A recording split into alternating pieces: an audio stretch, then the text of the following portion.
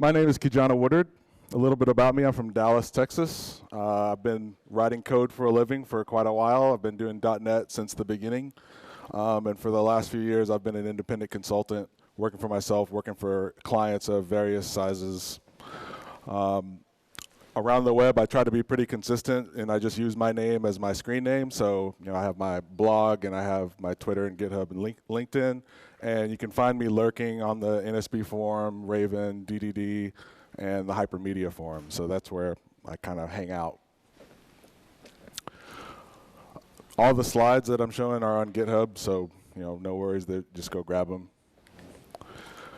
So this talk is about deployment, but I wanted to put in the perspective of mitigating problems and making informed decisions. When I first learned about NServiceBus, I was pretty excited, and I just decided to send myself to Jimmy Bogard's NServiceBus course down in Austin. Highly recommended. So there was a point that came up in the course that really stood out to me, and it was the idea that every problem that you have when you apply a solution, what comes out of that is new problems, right? Which is a little bit frightening, right? That you now have more problems to deal with, but hopefully the new problems are smaller than the original problems that you started with, right? So you're kind of constantly working your way to either smaller problems, easier to deal with problems, or problems that you can ignore, right? So eventually you keep iterating down this path and you get to something where you say, oh, if this endpoint goes down, the disk is going to fill up in a month. Okay, that's not a problem. Somebody will take care of it before that, right? But I always want to keep in mind what the original problem is, because too often we'll iterate on solutions and we'll end up with a solution that's more complicated than the original problem that we had, right? So if any of you guys are using a mocking framework, you might know what I'm talking about there. Right? So the problem I want to start with is the big ball of mud, right? So we have an application which is resistant to change. Every time you try to modify it, something that you didn't expect breaks, right? And no one knows what's going on, right? There's another definition for a big ball of mud, and it's whatever project you're working on that you didn't start the project in the first place, right? Like your current project is always a big ball of mud. The next one is going to be much better, right? So, the organization sees that every time you change the application, it breaks. So they start setting up defense mechanisms, right? So all of a sudden there's a change control committee, right? I was at one place where it took 17 VP or higher signatures to deploy anything, right? Believe it or not, there are source control committees out there where you can't commit to source control before the committee approves the change, right? Okay, so obviously you don't want code sitting on your machine for days, so then your team ends up creating its own little source control, right? Like with Git or something, and then you wait for the committee to give you approval and then merge that into the other source. It's crazy, right? But these are the kind of things that organizations do trying to just, survive. So this is what the big ball of mud looks like from an architectural level, right? And this is kind of a famous picture from Daily WTF. And in general, we kind of think that the code is going to look something like this, right? There's going to be 4,000 lines of a procedural soup that you have to wade through. And trust me, I see that stuff all the time. So that does exist. But this is another implementation of the big ball of mud. We have a class that takes some dependencies through constructor injection, and effectively what it's doing is orchestrating an order. It's orchestrating the entire business process of an order. So we have our loosely coupled dependencies here, and yes, they can be implemented in any way that you want, but what's hidden by that loose coupling is that the shipping service also depends on the order service to update status, and so does the billing service. And you add a marketing service in here, and all of these things start to bend and point at each other, and pretty soon you're back to this, right? Like, so we thought we were doing this best practice thing, and we just ended up recreating our ball of mud. So the way we would get around this is by using the mediator pattern. This particular talk isn't about this, but I've written a blog post, and I know Jimmy's written several blog posts about the mediator pattern, and it's worth checking out. For our purposes today, NServiceBus is our mediator, so we can go forward. So we're going to decouple through events, right? Instead of just having this sort of inline code where we go from one thing to the next and hope nothing breaks, we're going to have our events as our contract between our services. So what does that look like? Fairly similar, except instead of doing everything in the controller, we take a bus, right? This is pretty standard NSB stuff. We do a bus.send, and it goes off to the order handler, and the order handler does its thing and publishes. Great. That's pretty cool. All right, so we have all of our order handling encapsulated. Our order, how we handle the orders are encapsulated in the order handler down there. The order controller, all he's really doing is taking care of the front controller responsibilities and responding with HTTP. Looks good. So, we've got our single responsibility, we've got open close. We no longer have to, just because marketing wants to do something else in the order process, we don't have to go open that one class. We can just extend it onto the system. We're following those principles. We've definitely segregated our interfaces, and we've inverted our dependencies. Like you look at this list and you think, maybe messaging has something to do with OO or something. I don't know, right? But okay, what's the problem? Sounds good so far. Well, this was the big ball of mud solution. Right? It's one thing. This is our event solution. There's a lot of things. Now, we can argue around the margins and say, well, we don't need this class and that class, and the other one does need more classes and whatnot, or projects, sorry. But at the end of the day, it's more things, and it's more things to think about. And the other problem is, which you've seen, various people demonstrate, is your development experience, right? You start one up, and all these windows start popping up, and you have to deal with it, right? It's kind of annoying. So, and we have just sort of overall friction, right? We have all these endpoints, and in every one we're saying what the message conventions are, and what's the serialization format, and what's the persistence configuration. It's repeating over and over in every class, and if you forget to say JSON in all of them, and one of them is XML, then messages stop flowing, and it's a bad thing, right? So it's harder to deploy. Obviously, with more things, it's harder than one thing, right? I mean, there's one big benefit to the big ball of mud is that's like the Microsoft demo, right? You're in Visual Studio and you push a button and it's on Azure, right? Like that is a selling point of the big ball of mud, right? So another thing that we don't think about as much is there's decreased legibility. So it's not too bad for developers because we have to explain, like, yeah, there's this thing and there's all these green windows that are going to pop up and it's annoying, but we can kind of get over that, right? But what about the rest of the organization? So, the developer, as developers, we think about the big ball of mud like this, right? This is the way we see it. But the executives think about the big ball of mud like this, right? It's just a box to them. And it's something's very important is in there that is important to the business, right? So it's SAP and it's $7 zillion, but that's okay because we're making money with it. We have to have it. It's important. So here you come and you're complaining, it's hard to work with, we can't change, blah, blah, blah. Well, what do you want to do? Well, we want to do messaging. Well, I mean, if we're honest, like, we don't just want to do messaging because, this is our chance, right?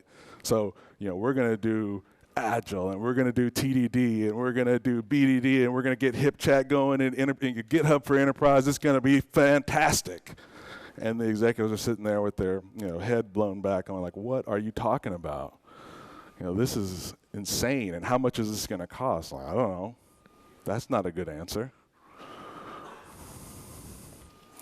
So how do we start combating some of this friction? Well, first of all, don't call it a rewrite.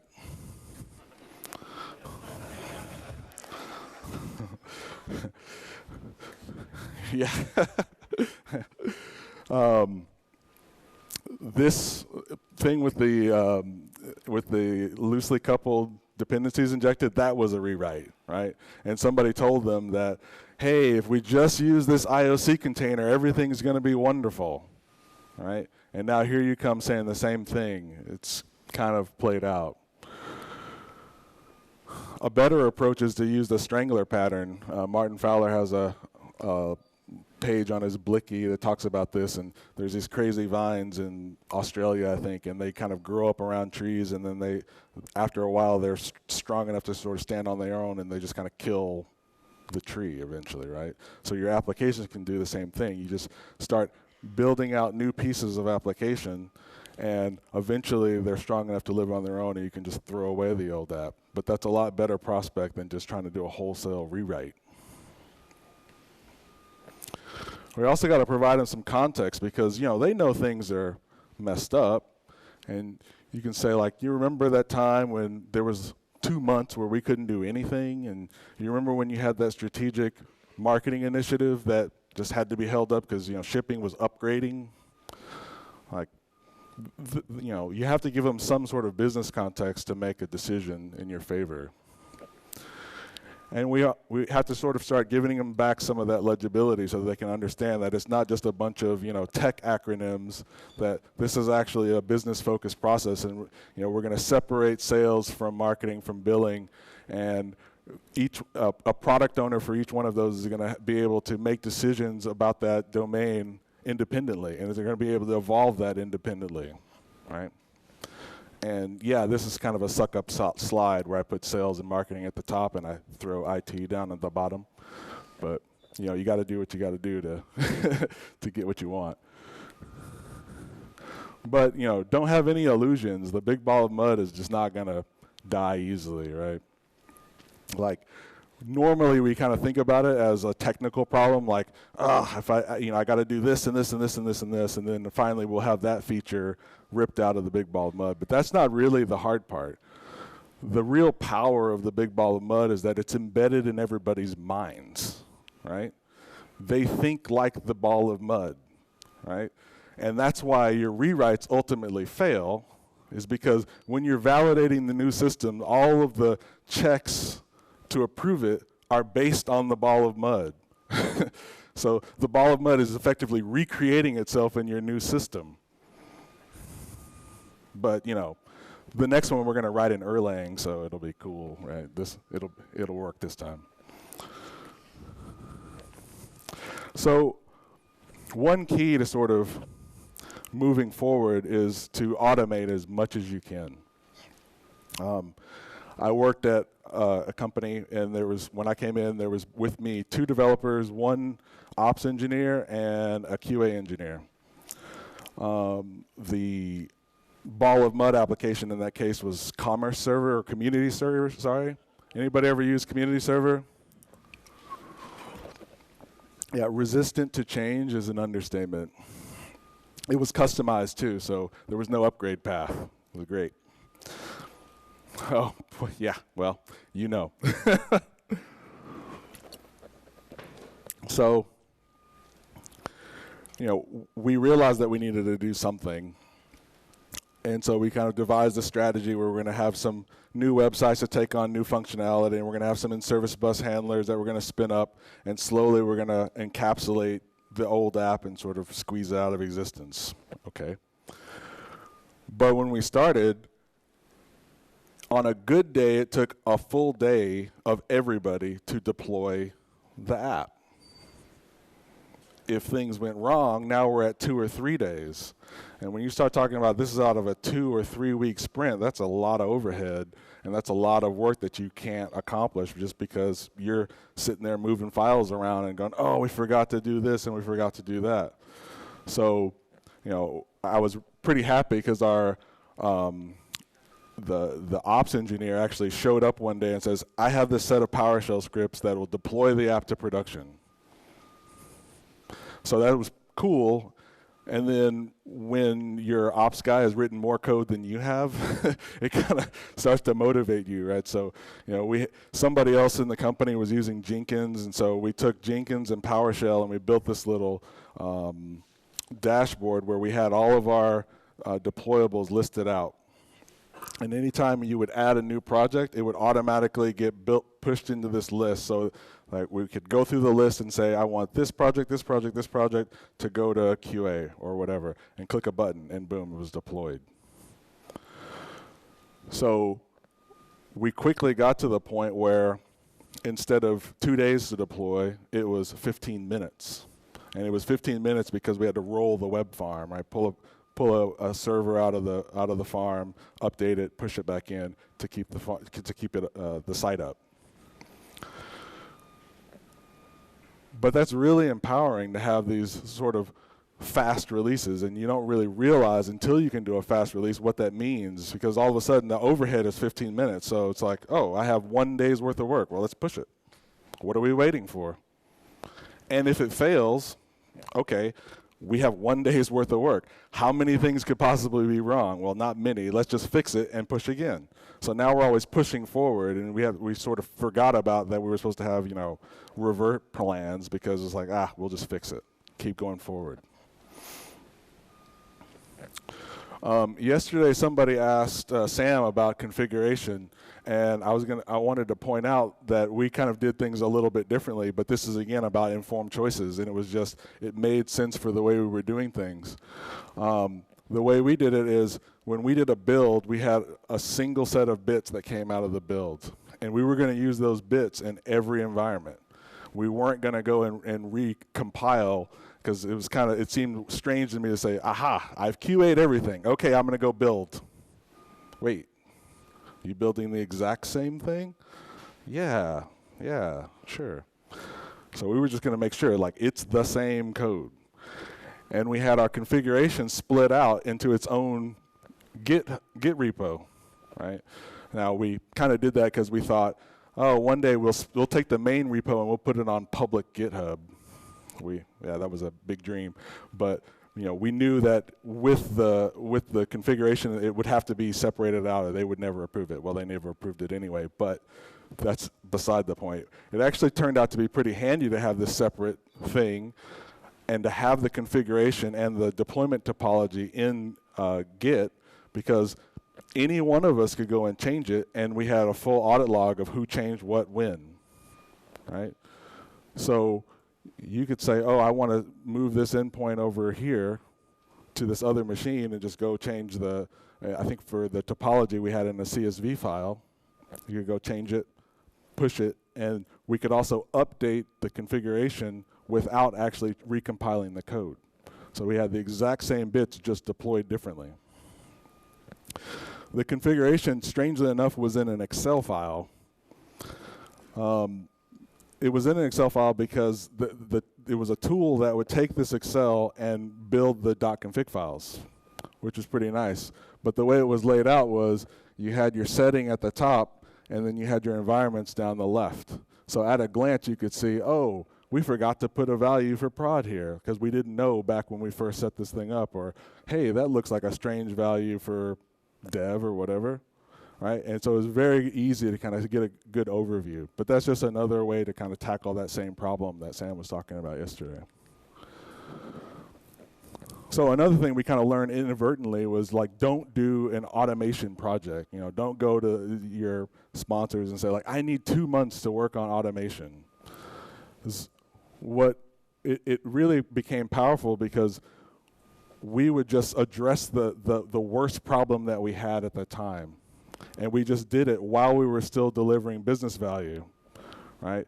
So over time, the business sees, wow, things are starting to happen faster, and there's less problems, and things are good. What's going on over there? And oh, we've built this whole automation framework, in between, stealing hours here and there, but it was never a big thing. So we used PowerShell and Jenkins and MS Build, but that's just implementation details. You could do TeamCity, Bamboo, deploy with Octopus, right? I thought the talk yesterday with Sean was great to show like service insight and service control, like how it could sort of start restoring some of that legibility of what the system looks like, right, in the runtime space. But if your environment already uses SCOM, hook into that, right? Use it. Use what you have. We actually did a whole talk about this on DevOpsLive.org. So if you guys want to see that more, it's out there. So a little while back, I was doing a sort of weekly meetings with Sean Feldman, who's heavy in the NServiceBus community, and we had been to the ADSD course together, and we would meet up online and try to practice some of the stuff from the course, and we stumbled upon Andreas's bus stop repo on GitHub, and it was the first time I had seen this sort of concept of an internal messages versus contracts. I don't know how many people do that, but I kind of like it where you have an explicit, these are my publicly available contract events, and then I have another package which is, this is my commands and maybe some events and maybe some messages, but these are only for internal consumption. I'm not guaranteeing backwards compatibility on these, right? So that was pretty nice. But then, I saw this convention class, and he's got an extension method on configure that does define events as, right? And, looking back on it, it's like so kind of obvious, but at the time it was like, whoa, what is he doing here? He's not copying this to every project. He just has an extension method, kind of like what Adam just showed us, that he uses across all the endpoints. Well, that's cool. And it's such kind of an obvious pattern that I've kind of encountered it, like just going into environments where they already had NServiceBus and the team had already kind of figured this out and done it on their own. But that kind of just started like getting me thinking, right? So I want to like, how far can we push this, right? So we have this concept of endpoints versus handlers. And so the normal thing is we have, all these endpoints and every one of them has an endpoint config, and then we have a handler, a set of handlers with it, right? So, we have that problem where we have the F5 experience in Visual Studio where we have all these windows popping up. So one way we could solve that is we could just dump everything into one project, right? And I think Jeffrey talked about this yesterday. Doing this will solve the F5 problem, and it might be a viable solution for you. The very first NServiceBus project I did was done just like this. Mainly that was because it was a 90-day project and management approved using NServiceBus on day 88. So we had 48 hours to figure out how to use NServiceBus and get into production. So it actually helped us get into production, so that was cool. And it worked fine until we had some sort of, we had messages that were taking 2 minutes to process instead of half a second. And once you got however many threads you had allocated that number of messages, then the whole pipeline shut down, and that kind of sucked. But, this could be a choice. If you have all short-running messages, maybe. But what else could we do? So what if we decide that, the configuration and the handlers are really two different things, and we created another project, which, my God, now I've got 11 projects there, right? So I've added another project, but I have this endpoint project, that's all it is. And then it does project references to the handlers. So the handlers are just pure handler code now. And we're just going to use that ops endpoint to bring it all together. So when we run it, we get what we want, right? Cool. Everything's running in one space. And that'll be enhanced, with the things that Udi was talking about when you can do multiple queues out of one endpoint. So what does the build artifacts look like? Well, we have sort of everything sort of dumped out. So this is almost like the big ball of mud solution, except we have more assemblies, and assemblies are the unit of deployment for .NET. Cool. Now what? Well, it turns out that we can just take the files that are here and sort of mix and match them however we want, right? So I can just say, well, my API, I'm going to stick over there, and it's got a reference to something from orders that it needs. Orders is by itself, and shipping and billing is together. But I'm just dragging and dropping the files around into new folders. And so then if I turn around and try to run these in these three folders, lo and behold, it actually works. The trick to that is just to say, tell NServiceBus host, hey, this endpoint is orders, and this one is shipping and billing, and this one is API or whatever. So that's neat, but really what we've done is we've divorced the whole concept of development, of our development experience, from what ops has for deployment, right? So we can dev in one way, but deploy it in a completely different way, which is nice. Because even if we are ops, we don't necessarily want to go in and create another endpoint and move some files around and redo our unit tests and then try to compile it and send it back through QA just because we wanted to say, oh, shipping and billing shouldn't be together anymore, right? Now we can just do that without recompiling the code. The other thing is, tying back to Sean's point from yesterday, like he showed where the platform tools would emit messages when things were failing. Well, okay. What if instead of sending a message to HipChat like he did in his example, this started to call some of our scripts that we've been working on. And now all of a sudden we can scale out our endpoints just with the script that we've already built to do deployments. That's a pretty interesting idea. So let's see how much further we can push the idea.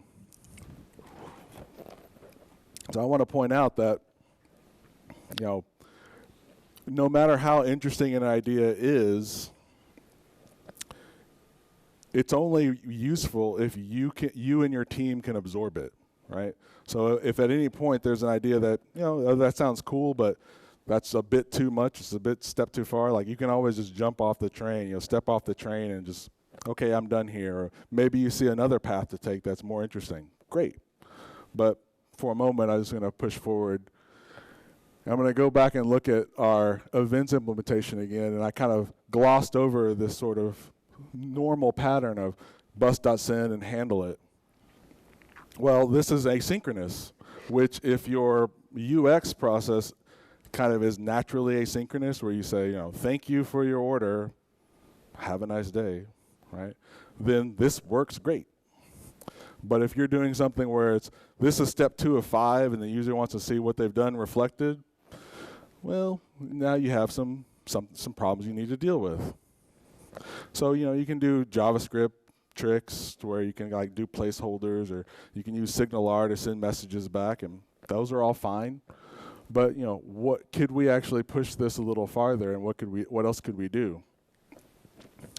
Well, the normal way we would go about this is, sort of extract the piece from the handler that's doing the real work into yet another assembly, and we'll inject that into the controller and into the handler, and we'll use it in both places. And yeah, as you can tell with my naming, I don't really like that idea.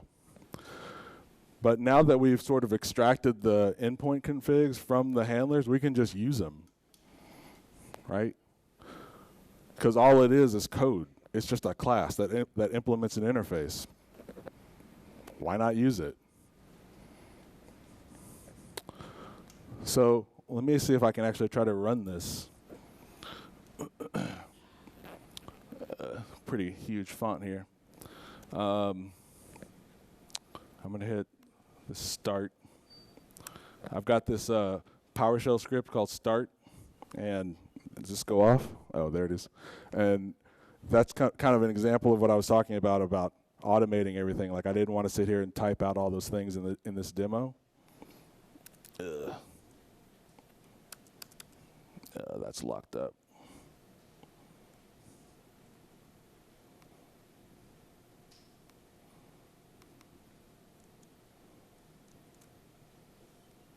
Oh, great. Of course. I surely did not.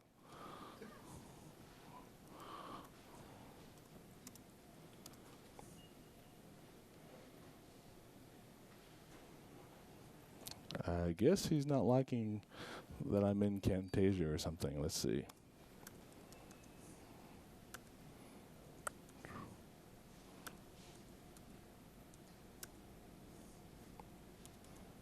I can't, yeah, that's the right one. Okay, so our shipping and billing starts up, and we can see sort of on the what is that, left-hand side, you know, we have our API, which is kind of pumping out orders that are coming in, but nothing's happening. Like nothing's coming through to shipping and billing. The reason for that is that shipping and billing subscribed to the orders endpoint, but the orders endpoint isn't handling it. So shipping needs to know about the subscriptions for orders. So what I can do, in this case, I'm just going to turn on replication in Raven and just send those subscriptions over to the orders endpoint.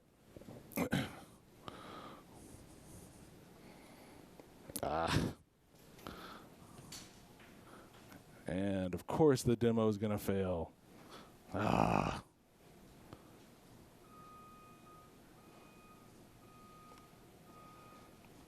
But that actually works. And I will prove it because I have screenshots of what I was just showing you, where it was not working, and then we turned on replication, and then it worked. Yeah, I know. Disappointing. So that's interesting, right? We've been able to sort of move around our subscriptions and sort of get the experience that we wanted from the API, and still have everything in place. Like we can also do events direct to the orders endpoint, and that would still kind of flow through in the normal manner, right? So if we had a back-end process that still wanted to submit orders, it could submit it right to orders, and everything would continue to work. Oh, and there's that picture. So some future exploration, just going a little bit further. So we've broken apart our endpoints, but we still have the API. Like, what if we wanted to break that down? Well, it turns out that if you compile a controller in its own assembly and drop it into the folder with Web API project, it'll get picked up and it'll get executed. The controller, it'll go, use the conventions and find it and run it. That's cool. But maybe that's like too much to take on right now, but you want to give yourself a little flexibility. With using something like Hypermedia, you can have your Web API clients, instead of directly hard coding the URLs or constructing the URLs, they'll just follow link relations, right? So on the left you have your link relations of submit order, and today it can be pointing at API example /orders. And then eventually we say, you know what, we really do need our own orders or sales API, because we want to be able to evolve that at a more rapid pace without getting everybody else in the company involved when we want to change the API. So we can set that up, change where that link is pointing, and not break the clients, because they're just looking at submit order. They don't care what the actual URL is. So you can check that kind of stuff out with like HAL and various other hypermedia formats. So what about queries? Could we do the same thing to sort of get our queries distributed? Well, we could. With commands, we have the advantage of there's one and only one handler logically for a command. With queries, there's n number of services that you need to talk to, and all of those are going to be talking to one-to-many data stores. So you're just like increasing the fan out of remote calls, which is just increasing the likelihood that something's going to go wrong and you're going to fail, right? So I prefer to have components sort of aggregated together and minimize the number of network hops, but you could think about doing it. I wouldn't use a durable queue, I would use a volatile queue. And maybe with circuit breakers or whatever, it might actually work out. The one interesting thing that you do get is once you start breaking things down into these little services and they all have their own databases, or a database or databases and all these other things that they use, like trying to get all that configuration in the API becomes harder and harder and harder. So having the separate pieces kind of helps out there. How many of you guys have been following what the ASP vNext team has been doing? So I think it's pretty amazing what David Fowler and those guys are doing. So they have this thing called assembly neutral interfaces, where it's just a regular interface, but it's decoupled from a particular assembly. So you can have it here and you can have it in another assembly defined, but really you're just defining what the shape of the data is, right? And a while ago I had this kind of great idea where I thought, we're defining interfaces on the wrong class, right?